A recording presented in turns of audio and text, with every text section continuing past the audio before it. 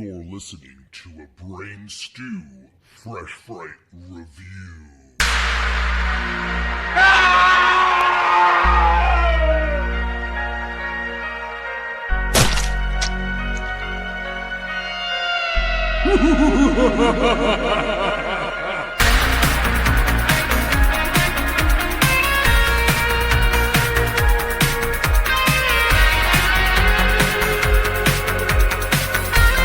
What's up, creeps, and welcome to another Epic Film Guys Fresh Fright review. Ladies and gentlemen, I'm your host, Justin. I'm B-Ratty. And I dare say, B-Ratty, this conversation, this review, this episode of the Epic Film Guys may be the first one we do in 2025 where we discuss, oh my god, man, is it true? Do we have one of the best movies, not only of the year that we're going to be talking about, but of the decade? Holy shit, man. I mean, it's, dare I say, one of the best of the decade. I have also, blue balls here? genre film-wise, definitely at the top, which we'll get into. Yeah.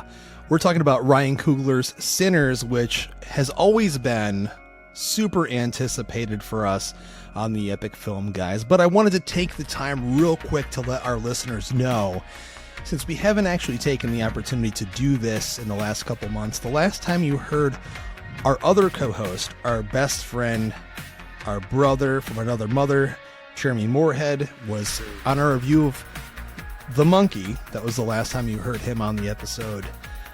And so he is currently undergoing cancer treatment. He announced this on his own Facebook page. We kind of waited a little bit, Brady, to talk about that publicly. And now's the time to let our listeners know. That's why you're not hearing about him on the show. That's why he's only been on 1 or 2 episodes so far this year.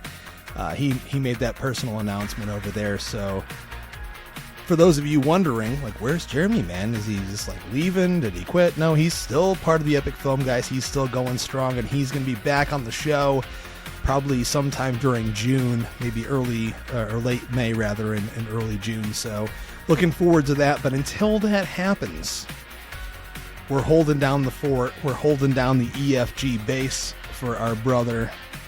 Thinking of him right now. He's going through a lot, but this is the big one. This is it, I think, for the year in terms of, like, at least for the first quarter or so of the year for genre films and horror films. And I mean, god damn it, man. Think about it logically. Ryan Coogler taking on a vampire movie. Who would have thought, man? Who would have thought? I had to mention this to you right from the get-go, B-Ratty, that I actually got yelled at from some people because of my blurb. I'm sure you read my blurb because I was posting it as we were leaving the theater when we saw our press screening of this movie. Right. Someone reached out and they were like, vampire movie? Watch the fucking trailer. I thought the same thing last night. I went to Psycho Cinema, and it was like, oh yeah, Brady and Justin went and saw it, and he said it was, one of the best, the best movie he's seen all year, but also one of the best vampire movies. And somebody was like, vampire, and I was like, watch the goddamn trailer. Like, that does not give anything away. Any review, if you're into horror, any review you've seen of screenings of Sinners, even before Justin and I saw it, is that it was a from dusk till dawn styled vampire movie. Do you remember we actually discussed on the show? I remember it. I don't know the date or the episode, but we actually talked about the first announcement, and it was Ryan Coogler, Michael B. Jordan team up on vampire movie. That was the announcement. And when you watch the trailer, you see Haley Steinfeld. Sorry, spoiler alert. Watch the movie first, but seriously, she's got blood dripping from fangs and her eyes are glowing. Yeah. What the fuck do you think she is? Yeah, I'm going to be old man yelling for kids to get off my lawn for a second. But I'm so sick of horror fans especially, but just movie fans in general, like having to be vocal, like outwardly angrily vocal, just because they like to hear themselves. They like to be contrarian. They like to go out there and be like, how dare you ruin this for me? How dare you? Because they don't want anybody else to have something good. You knew this was a vampire movie. You knew that this had something to do with bloodsuckers based on every trailer that's come out. it's not a spoiler. Just like go watch the fucking unless they literally thought that it was just like a fucking orgy movie where they were eating chicks' periods the whole time. I don't know. I have no idea. Like, this is Creed 4? Isn't? Is there boxing in this? There actually is no boxing in this movie, but so I think the people who said it can go fuck themselves. I mean, seriously, I'll say this much though. I didn't think about it when I wrote my blurb, but I did remember that every single publication, every single trade, and I made sure to double check this after I wrote my blurb and posted it on social media. Every trade, Brady, mentioned Ryan Coogler in quotations, vampire movie, Michael B. Jordan, so on and so forth. So we weren't doing anything else that any other trade or publication or podcast or film critic was already doing. Maybe I was the only one to mention vampire there, but seriously, like you said, thought everybody knew. Also, it being a vampire movie, like that's not like this magical twist. Like you're still going to have a blast with this movie. Absolutely. It doesn't do anything to ruin the movie at all whatsoever. Like I already said earlier, this was one of our most anticipated. I'm pretty sure it was on your list when we talked about our most anticipated films. I know Jeremy's super anticipating it. He did say that he is going to see it tomorrow. We can't wait to see what he thinks as well. We'll mention that on the show next week when we do whatever we're going to be doing next week. But I know we were all super pumped. I mean, Ryan Coogler, he is one of our favorite filmmakers. Think about this, dude. Creed, Black Panther, Wakanda Forever, Fruitvale Station. This is one of the modern auteur directors. This is a guy that breaks the bounds and the boundaries. And, you know, this guy just crushes through shit. He just does whatever he wants to do. And he's only made a handful of movies, and every single one of his movies has been fantastic. And that's why when we look forward to a movie like this, there's got to be some excitement. I said this in our fan group today. There's a lot of original movies being released this year. I think this year, we talked about this the other night, you and I, more than ever. You know, we had Companion, we had Hard Eyes, we had The Monkey. That's based on Stephen King, but we had Drop, which it shows based on our downloads that y'all aren't seeing these movies. Y'all don't care about them much, but this is another original movie. It's not based on an IP. It's not a sequel or a requel or a remake or a reboot, nothing. This is a thing that's all to its own. So if there is one movie you see that is an original movie right now in this time of the year, this is the movie to see. B-Ratty, if they're uninitiated, if they have no fucking clue what this movie is, please tell them what it's all about. Well, it's a vampire movie. Spoilers! Spoiler alert. And just so we get this out of the way, this is going to be a spoiler-filled episode. Even more so than drenched in spoilers, movie. Just like it's drenched in blood and sex. But Sinners is, quick synopsis, trying to leave their troubled lives behind and coming up with a new plan. Twin brothers return to their hometown to start again, only to discover that an even greater evil is waiting to welcome them back. Yeah, welcome them back, yeah. Ryan Coogler directed, wrote it. It's got Miles Keaton in it, Saul Williams, Michael B. Jordan in dual roles, which we've also mentioned this before. I think this is like either the second or third movie this year where an actor is playing a dual role.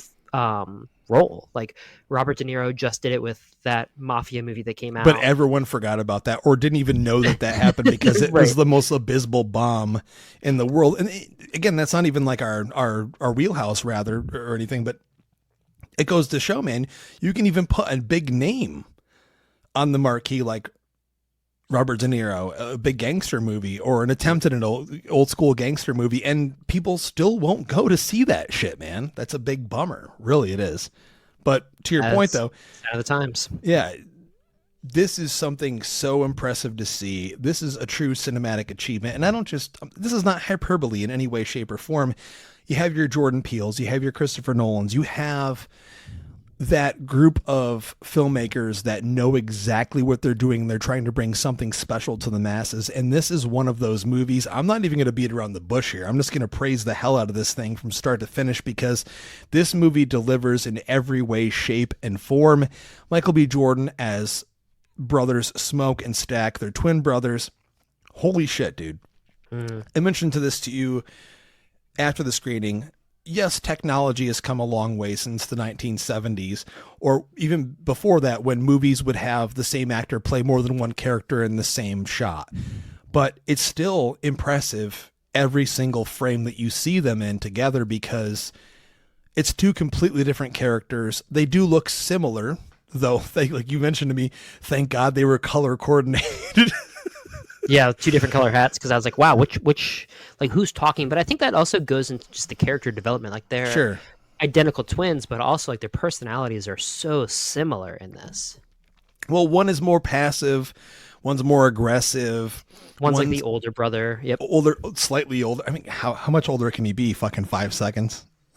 Yeah, still older. You know, I think the older brother, when it comes to twins, though, if it is even 5 seconds, we know from, just basic history here, they do have a protective sense over their twin, that, or they want to kill them and maim them and, brutally slaughter them. That's not the case here, maybe until the end, when someone becomes a little bit possessed by, the bloodsucker serum, if you will. But the movie starts out so strong. I mean, this movie is, like I said, takes place, and I believe you corrected me on this, it's set in 1932, I think. It's 1930s in the southern United States. Do we know what state it is exactly? I believe they're in Mississippi. Okay.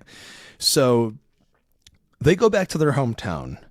They are veterans of the war, and they're there after they've dabbled in Chicago shenanigans, if you will. I assume that's the Prohibition era gangster stuff, and they decide to come back to their hometown. It seems like they're local legends, if you will, and they just want to start what we would consider like a juke joint or a speakeasy with music. Yeah, I mean, what's great about the way that Coogler writes this is that it's not breaking the mold in terms of, ending up why the twins return home. It's pretty heavily foreshadowed, but the storytelling that gets you to that point in like the second act is really well done. Like, Smoke and Stack return home. People keep saying like, oh, like it's been years since we've seen you. I thought you were doing big stuff with Al Capone in Chicago. So all this stuff is insinuating, okay, cool. They're probably doing something with, like you said, like the Prohibition era, doing some illegal stuff they shouldn't be doing. Somebody goes, oh, I thought you were running casinos. And I think Smoke goes, oh, well, we hit big, but not the way you think. So it all alludes to something that ends up getting to why they're back. And I liked it. I thought it was really well done.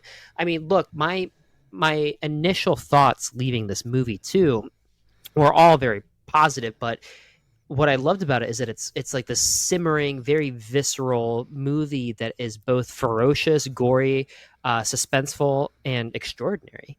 Like you're diving into these things that about how like legacy of black music is connecting to the past, and there's slavery, there's racism, there's sins against gods, there's a fearful cost of going out at night and being around situations that you shouldn't be in, or the wrong kind of people as well too. Yeah. On the other side of that, it also reminded me a lot of like blaxploitation films, and I don't know if you got that, but like in terms of how horny this movie was, it wasn't bashful. Oh my god! Holy it did not shy away from being outright nasty in some points, and I say nasty in a great way, but like raunchy and sexual. Like Justin, you and I were talking about it. Like there are so many times, especially in that first act, where there's dancing and there's music. It's people, there's just sweaty bodies. Like it was a great, it is sexy as fuck. And I'm not even talking like, look, Michael B. Jordan in any sort of sleeveless shirt is always going to be hot, right? I turned to you, and that's a cut. If I turn to you at the end of the movie and he's wearing that sleeveless shirt and it's like a side profile, I'm like,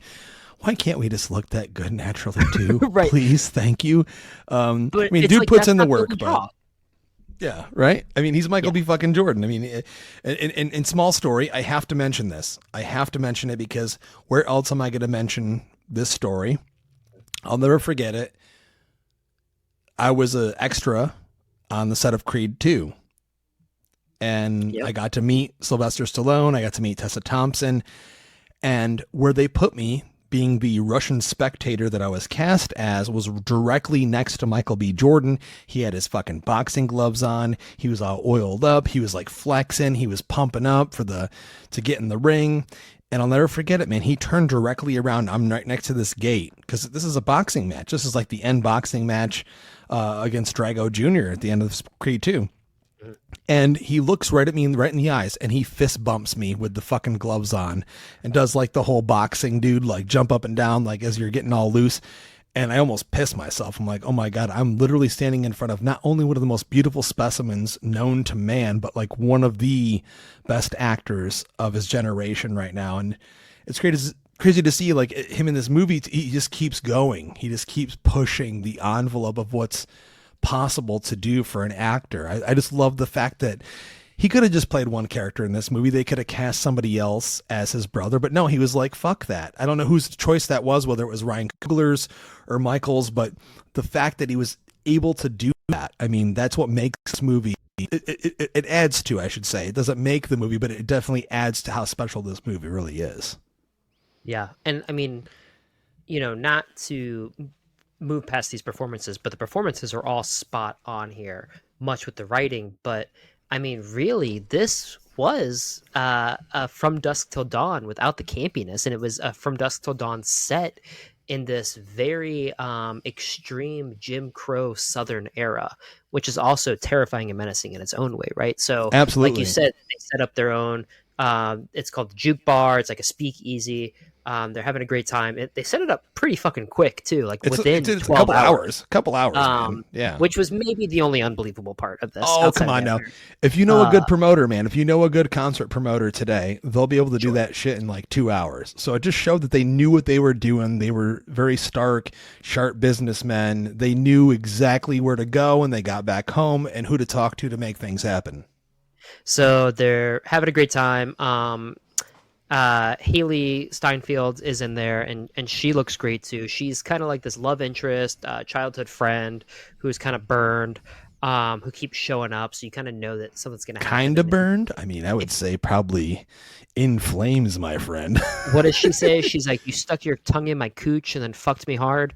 Which I was like, whoa, what kind of movie are we in for? The whole audience, and I have to say this right now, because people on film Twitter today were saying, like, it's great, everyone's loving this movie, but how well is it going to do box office wise? Well, as of right now, I just have to mention, apparently it had a budget of around 90 to 100 million. It's looking at a $45 million opening this weekend. But I will say this, and you experience this shit right there next to me, I have not seen a pre-release screening audience reaction like I have to this since maybe the last good Marvel movie, which is huge. I mean, people were cheering and roaring and every laugh landed. And when that line hit, when she gets off of the train, when she just shows back up in town, like people were like roaring over that, you know, the dialogue was so witty in this movie. Yeah, no, for sure. And then, you know, so they're having a great time. Looks like business is going to be booming. And then enter the sinister figures in the shape of Jack O'Connell's Remick, which I also thought was really well cast. Like, he plays that character who is supposed to be the vampire, but also supposed to be kind of this placeholder for the devil in folklore.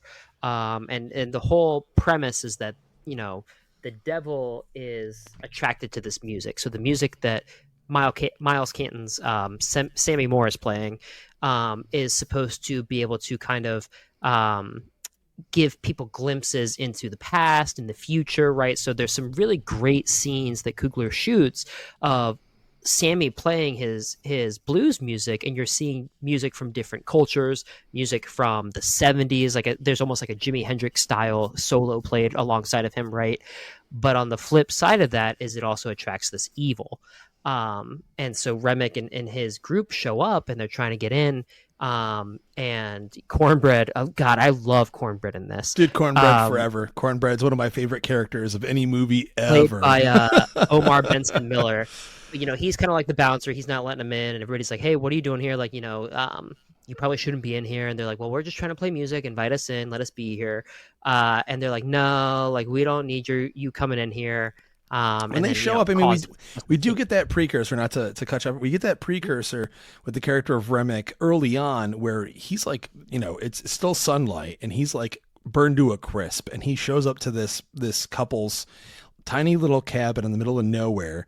He's asking for help, and you could see immediately from that point that shit's going to hit the fan. Hell is going to take over immediately. Things are going to get dark very quickly. And also, I have to mention the character of Delta Swim. And, dude, when was the last time we saw Del Rey and Lindo in a movie where he's this good? I mean, Jesus Christ, another charismatic, amazing actor. I kept thinking back to Get Shorty because I just watched that recently. You know, we both love our 90s movies, and I'm like, yes, he keeps continuing to act, but this is such a great role for him. He is just so charismatic, so funny. They give him the best dialogue. He's another blues player that they just pick up when they're at the train station. They're trying to get this juke going. Everything just cultivates and pushes forward towards this evening. It's all in one, basically 24 hours, less than 24 hours, as you said. Great characters all around. Like, that's the thing about a Ryan Coogler piece, is that you know that even the weak character is going to be a great character in this thing. Everyone has their time to shine. Everyone has something to do that makes sense to the story. Oh yeah, for sure. So, you know, after they're not allowed in, they're like, well, we're going to walk away really slowly in case you change your mind. We'll be around. So, you know, party's still going on, everything's booming. But then Smoke and Stack are talking about money and how they're like, you know, we're not going to be able to cover this, or it's going to take 2 months, and then who knows what's going to happen. So you're starting to kind of build that tension of, all right, well, what's going to happen? So then Haley Steinfeld's Mary comes up and says, hey, like, why don't I go check on them? Like, you know, they're white, they're going to be more accepting of the white me bluegrass players that just show up randomly. Like, we just want to have a good time. We just want to come play music for y'all. We heard that music and it brought us on in. Right. And they're out there playing their banjos. Yep. So she runs out, and they give her gold coins. And as she's sitting there, Remic's eyes turn red, and he goes, you know, you look like you're hurting. You need some fellowship. Very religious overtones here. Very reminiscent of like a Midnight Mass that came out from Mike Flanagan a couple years ago. Sure. But what I love is that you never actually see the first couple people turned, right? No, like you don't. That's right. Right before, and they do a great jump scene transition into something that's happening inside. A literal jump scene, quite. And it's great, like that scene where you are understanding that she's getting turned. It jumps, and you're like, holy shit. And it's great. And then, you know, she comes in. She goes up to Cornbread and says, oh, you going to let me in? He's like, yeah, of course you can come in, Mary. So there's the vampire undertone, right? You had to be invited in. And and I don't want to side you or anything, but you're the vampire guy on the show. So I wanted to ask you this earlier, but, you know, as you're already discussing it and we're in the middle of the review, all the vampire lore seemed to work, right? Oh, yeah. There was nothing about the vampires that didn't work for me. I liked the different setting we had them in. I liked this essence of evil that they attached to it. But no, nothing was out of the ordinary for me in terms of the vampires. The whole, you know, we have to be invited in the building to come in, and you say that more than once.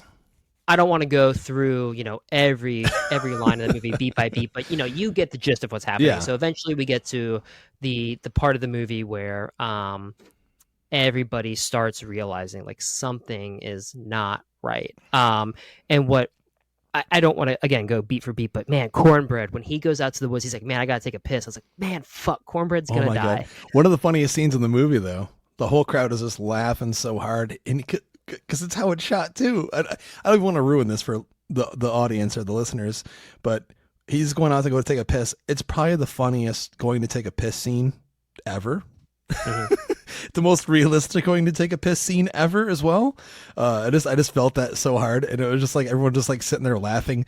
It's literally a scene of a dude taking a piss, but those pauses that happen, like the comedic effect in between different things that happen, just so spot on for sure. Oh yeah, I mean the moments where he hears the whispering around him and he stops. Ryan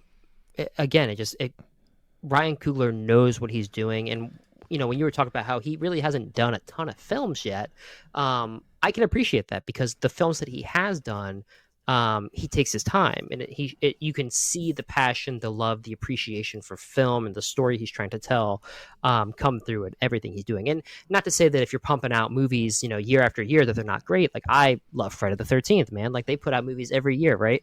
Or But they used to, you mean, back in the 80s before your ass was born.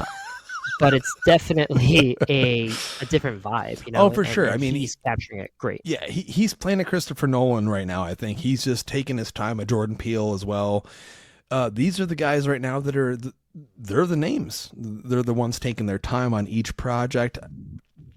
And I will say, I really hope to get the chance to see this movie in the special film format that they perfected specifically for Sinners. It's a brand new format, apparently 65 millimeter, using a combination of IMAX 15 perf 70 millimeter and Ultra Panavision 70 millimeter cameras.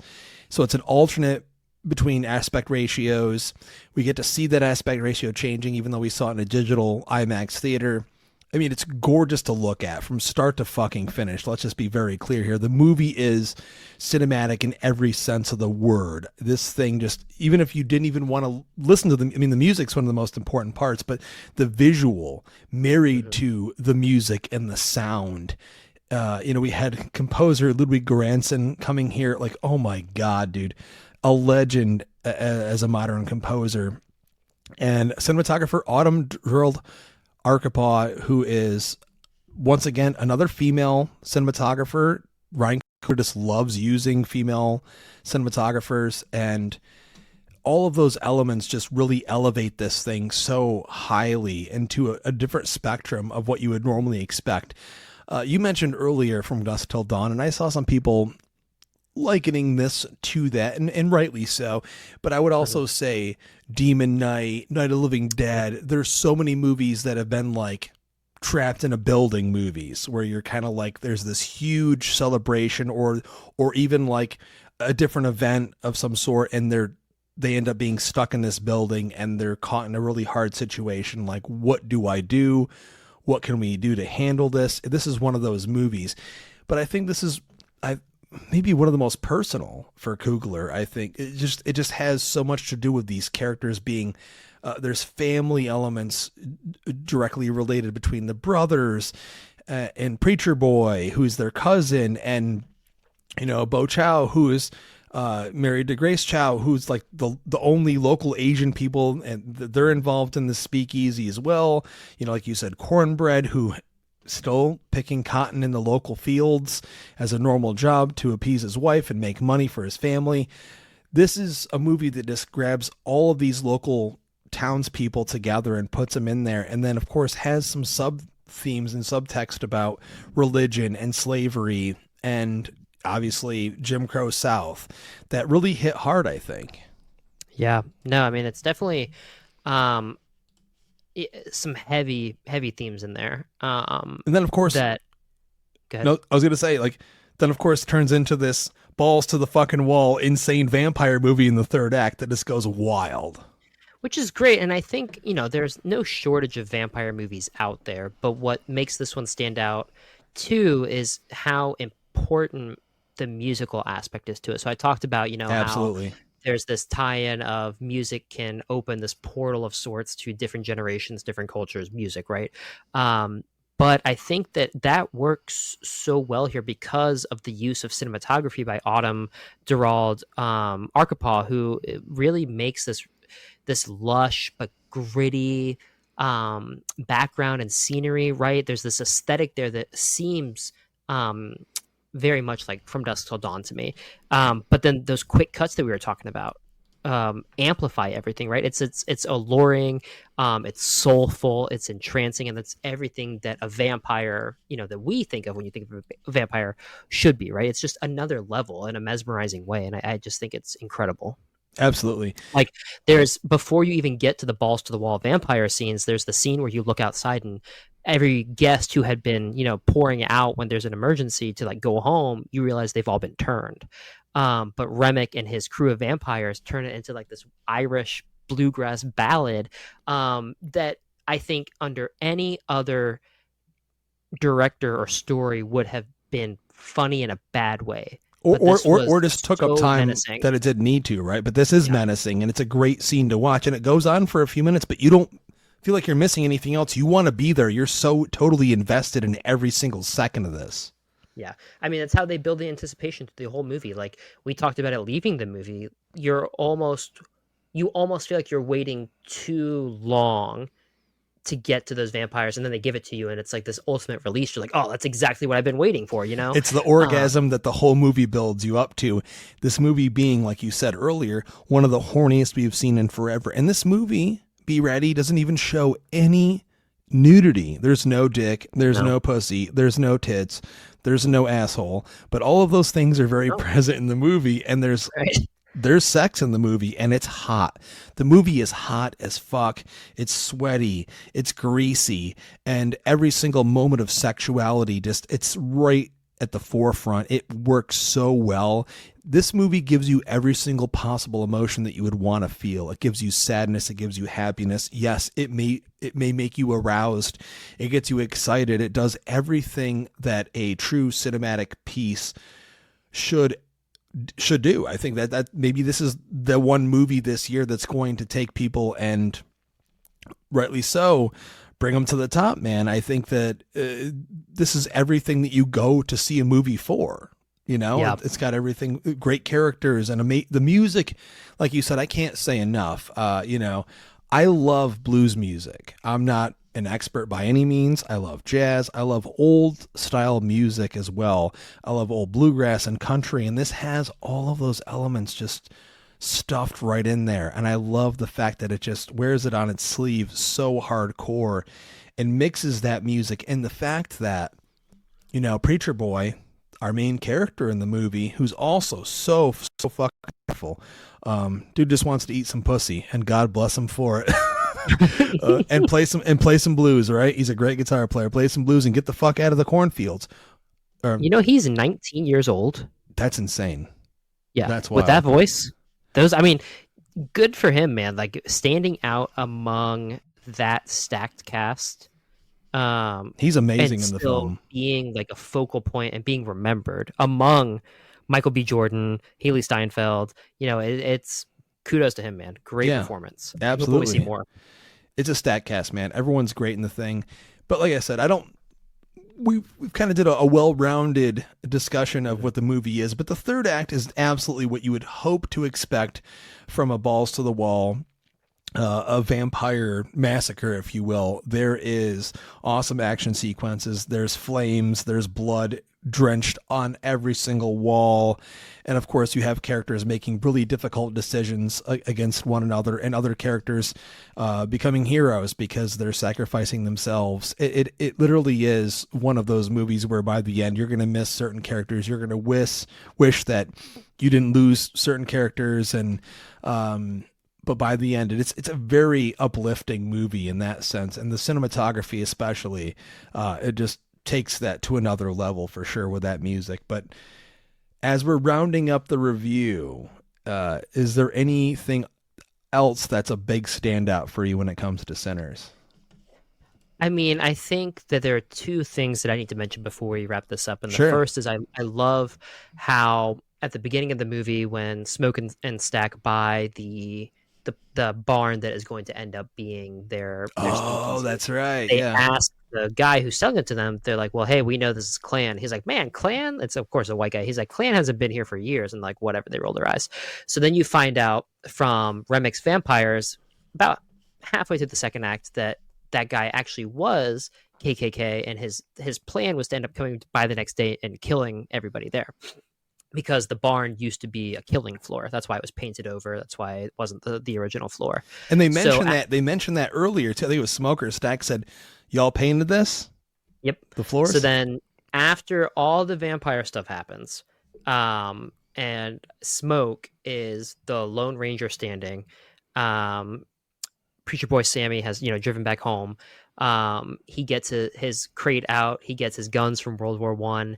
And he lays a trap, and the KKK guys show up, and they're all looking like, "Where is everybody?" Oh my fucking god, and dude! The 5 minutes of carnage that he just and that's the scene you see in the trailer, and that's the scene that I know Justin and I were both waiting for. Like, all right, well, I hope this wasn't just cut for the trailer, but he comes out in that tank top with that Tommy gun, and he's just annihilating those these biceps, racists. bro. Those biceps and those adults just He still has throbbing, those bro. Creed biceps. And then, so that was great ending to that. And then what faltered for me, not much, like this is my only real complaint with the movie, is that there's a mid-credit scene. Oh, come on. It's like a 3 or 4 minute scene. Come on. It's a 3 or 4 minute scene, but I think you ended everything great. Like, you end the movie showing that Sammy has gone on to be this great blues player. You know what though? Maybe we shouldn't spoil that. I'm not going to spoil it, but he's lived a great life. But the mid-credit scene, I feel like, ruins what could have been a perfect ending to this movie. It's not terrible. It doesn't ruin the movie, but I think that it's like that step too far where it's like you had something so great here wrapped up and you had to keep doing something.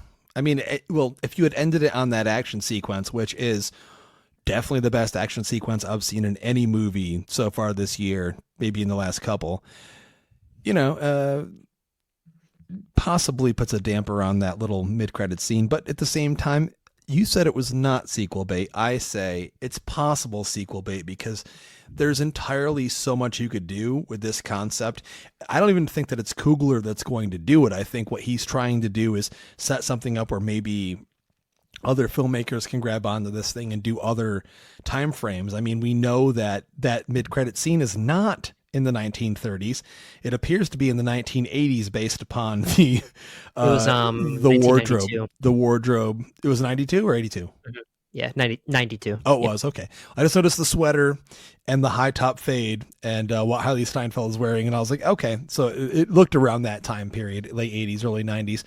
But it just goes to show there's so much you can do, much like what we're hearing with the Predator franchise, and people have been saying forever, why don't we see Predator in this period or that period? And we could do the same thing with vampires, especially with the characters that we've come to really appreciate and love in this movie, those that have survived at least, or maybe we could see them later on, maybe 20, 30 years later. Yeah. There's so much that could be done here. And that's what I love about this movie, is that it's special to its time frame, but it's not beholden to it. It could be open to so much more than that. And most movies in this day and age are sequel bait. It wants to start a whole new franchise and all that. But I think Coogler's just thinking small. There's possibilities there, but it's for the audience sake. It's what do we want to see? What could be interesting and different and original? And this being an original movie, I have to say, get the fuck out of here. This thing is one of the best movies I've seen in years. Such a crowd pleaser. I know you have to nitpick a little bit because it's you, B-Ratty, but that end credit scene did nothing to ruin the experience for me. I have very little issues in the movie. Yes, of course, there are a few too many scenes of like people dancing around in slow motion, but it adds to the hypnotic nature of the movie, and I think every single second is worth watching in this thing. I pissed twice, and I usually piss 3 or 4 times during a movie, and I feel bad about that. So it was good. Absolutely. I wanted to sit there. You said within the first 10 minutes you had to piss, and you just sat there because this screening, dude, was packed full. Yeah. It was packed full of press and an early promotional audience, and that reaction that we witnessed from that audience was huge. Yep. Absolutely huge. And well deserved. Well, I mean, I think we've talked about this enough, but I'm going to jump right into my trash or treasure. And I don't think it's any surprise. I'm going to treasure it. Like I said, it's not only the best movie that I've seen this year, and I really loved The Monkey, but I think that this is just a completely different movie in terms of it's an experience that's resonating with me long after I've seen it, right? That and I keep going back to that tie-in of the music with that cinematography with the story. It's just all perfect and firing on all cylinders. I think it is the best vampire movie we've gotten in a decade at least. I can't think of anything else that has really wowed me in terms of vampires like that. Michael B. Jordan, I cannot wait to see him in anything he does. Even since his days in The Wire, I've been, championing him, wanting to see whatever he's in. Back when he was a kid. Yep. But Coogler is definitely showing his chops as a director, not to be messed with. Can't wait to see what he does next. Yeah, man, it's treasure. Everybody, I know it's been a rough few months with movies. I know you really haven't wanted to go see some of these, but this is one you should not miss. If anything else, for this first quarter, you need to see this one. Yeah, I want to shame people. I want to shame them for not going out of their way. I know not necessarily our audience or our listeners or followers feel that way, but there's so many people in the mainstream moviegoer audience that's always, why don't you make original movies? And this year has been that. It's been almost all original movies for the most part, and people just aren't going to see them. But I said in our group earlier, this is the one to see if you're going to go see one. Ryan Coogler, Michael B. Jordan, stacked cast, amazing concept. I mean, it was almost as if they were like, we were going to take Oh Brother, Where Art Thou, a Coen Brothers movie, and let's mix that with Demon Knight or From Dusk Till Dawn, just less campy. I will say the movie is funny. The movie's funny as shit. There's plenty of jokes to be had. It's not self-serious. It's not campy by any means, but it's funny for sure. And it is the sexiest movie I've seen in a long time. It is the horniest movie I've seen in a long time without seeing actual full-on penetration. But you feel that shit and you kind of hear it. You kind of smell it. Yeah, you kind of feel it. But not to get too horny. Jesus Christ, I'm getting all hot and bothered over here thinking about it. But yeah, it's an absolutely it's a treasure for me, not only just for this year, but in the past decade or more. I really truly believe that this is not only just one of the best movies that Coogler's made or Michael B. Jordan has made, but one of the best vampire movies of all time. Absolutely, this is an all-timer. Go see it. Absolutely. If you've actually sat through this whole review and you haven't seen it yet, I slightly feel bad for you. And I always say that. I'm like, man, you already listened to the review without seeing the movie, but love it. You'll still love that shit. But thank you so much. If this is your first time listening to the Epic Film Guys podcast, we deeply appreciate you.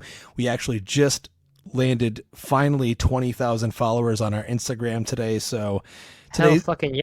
Hell fucking yeah. Where's Danielle? Are you in here somewhere? Too many Miller Lights? Hell fucking yeah. But if it's your first time listening, thanks for checking us out. We really, really appreciate you listening to the podcast. Like I said, Jeremy is going to be back on the show sometime in June. So don't worry, Jeremy lovers. He's not going anywhere. We miss him so much. But of course, we will mention what he thinks of the movie on our next episode, whenever that happens and whatever the fuck it is about. Of course, we're on social media everywhere at Epic Film Guys, anywhere known to man. I think that's it, though. Bloodsuckers. I think it's it. I think that's it. Yeah, that's it. So as always, I'm Justin. I'm B-Ratty. And as always, we'd like to ask you to keep it creepy.